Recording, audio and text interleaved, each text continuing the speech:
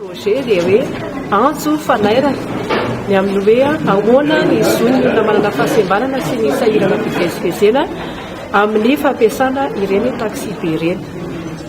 Izay ny tanjona napetraky ny projet vita zany izay antso fanairana izay. Fa eo amin'ny hoe ahoana ny fomba mbola anetanana foana antsika olon-tsotra ohatra ireny mbola mila ezaka satria ireny fiovana toetra mampanao tsy vita androany sy rapito zany izay fa ao anatin'ny lavitrezaka.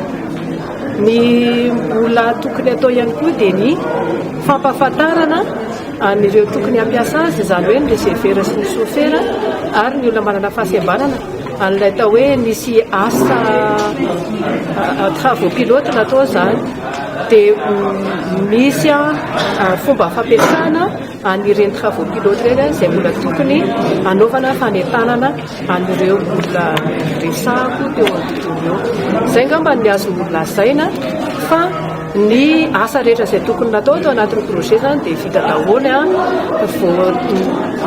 nampatsiahivina saina nampatsiarovana azy ny andraikitra ireo manam-pahefana sy tompona andraikitra isan-karazany vita izay. Tetikasa aloha zany dia miankina ihany amin'ny appel manifestation d'intérêt izay ho ataony ireo izay tokony ianao izay. Fa na izany ratsy izany ity tetikasa ity dia tsy azo ajanona eny an-tenantena mihoatra izao hoe vita iny zany antso fanairana dia samy aneriana indray manaitra indray afaka 10 taona indray manaitra fa tsy maintsy tohizana ilay izy. Dia za eo amin'ny ONG Lalana zany mbola anoy an'izay miaraka amin'ny fikambanam-be ny olona manana fahasembanana. Roa taona zany ny projet LAMINA nanomboka tamin'ny febroary 2024 ary ny farana ny janoary 2024.